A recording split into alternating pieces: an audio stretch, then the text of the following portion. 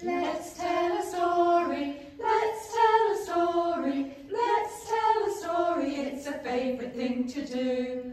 Let's tell a story, let's tell a story, let's tell a story, especially for you.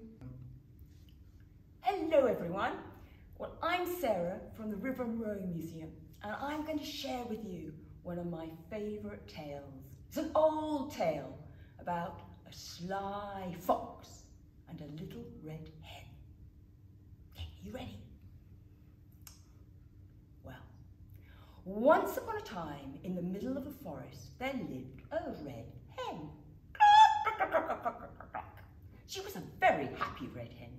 She lived in a very pretty little house, and outside in her garden she had lovely flowers, a little line to hang her washing on. She was as happy as a hen can be. Unlike Sly Fox. Sly Fox lurked in his den. He had cobwebs in his cupboard. His cooking pots were always empty. Every night Sly Fox went to bed dreaming of plump red hen for his supper. One morning, Sly Fox woke up early and he said to himself, today I'm going to go out hunting, hunting for red hens.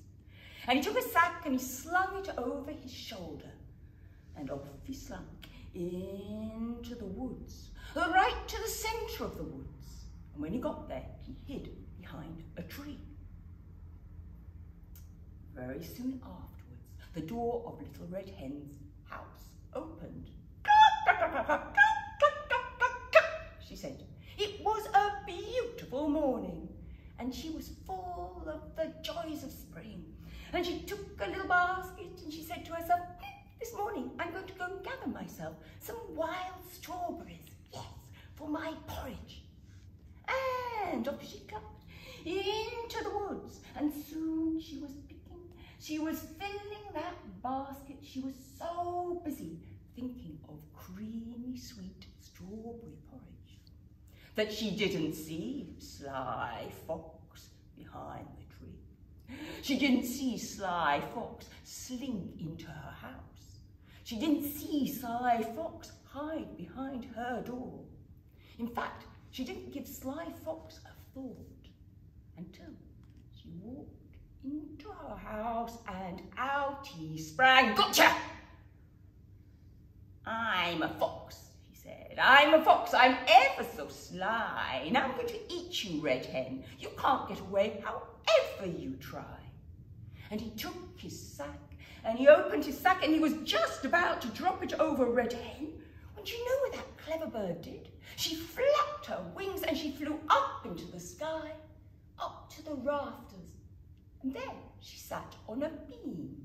And she looked down at that fox and she said, you're a fox, you're a fox, you're ever so sly, but you won't eat me however you try. Now, Sly Fox really was sly, and he'd been looking forward to this moment for a long, long time. So he came up with a plan. Sly Fox began to walk round in a circle, as if he were just playing, just chasing his tail. And round and round and round he went, faster and faster and faster and faster. And Little Red Hen, from up in her beam, she watched and her head went round and round and round, faster and faster and faster until, plop, into the bag she fell. I'm a fox, I'm a fox, I'm ever so sly. I'm going to eat you, Red Hen. You can't get away however you try. And Sly Fox tied up that bag and he slung it over his shoulder and out of the house he went. By now, though, it was late morning and the sun was high in the sky. Oh, it was hot, a hot day. And Sly Fox was tired. After all, he'd got up early and a lot of rushing about. And as he was walking along, oh, that bag, it was heavy. Red Hen. I can see you're plump. You're going to make a fine supper. But, oh, I'm tired. You taste much better after a little nap.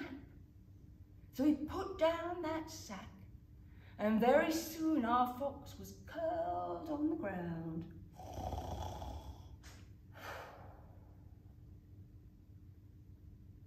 Well, when Little Red Hen heard that, she knew this was her chance, and we know she was clever. So she began to peck at the side of that bag. She pecked and she pecked until there was a little hole just big enough for her beak. And then she took hold of the rope and she pulled, and the bag fell open. Out stepped Little Red Hen, and she turned to that sleeping fox and said, you're a fox, you're ever so sly. But you can't catch me however you try, and now I'm going to teach you a lesson. Now, in that wood there was a river, and our Little Red Hen, she hurried off down to that river, and she collected up some big heavy stones, and she put them under her wings, and then she hurried back, and she put those stones into the sack, and she tied up that sack. And then back to her house she went, this time locking the door behind her. Sly Fox yawned. Woke up. I feel much better now. Oh, so much better after my nap. Oh, my appetite's come back. Well, Plump Red Hen, we're going home. And he took the sack and he slung it over his shoulder, and very soon he was back in his den. When he lit a fire, he filled the cooking pot with water onto the fire, and soon it was bubbling and boiling. In went the salt and pepper, in went the herbs. Then he took the sack. You're a fox, I'm a fox, I am ever so sly. Well, Red Hen, it's now time to say goodbye. And he undid that sack and he lifted it high. And he was just turned it round and... Well, what was in the sack? What was in the sack? Was there a Little Red Hen in the sack? Oh, no. There were stones. And when he turned that sack about and those stones fell down, well, what happened when they reached the water? They went splash! And that boiling water went all over our fox. Oh, ouch! Oh! She cried. And he ran from his den. He ran through the woods, on and on, until he got to the river. And when he got to the river, well, he dived straight in. Of course he did, to cool himself down. But the river was deep, and the river was fast. And I don't know what happened to our fox. Maybe he came back. Maybe he didn't. But there's one thing I can tell you for sure. He never bothered our Little Red Hen ever again. You see, our fox, I think he'd learned his lesson, that Little Red Hens are just too clever to mess with.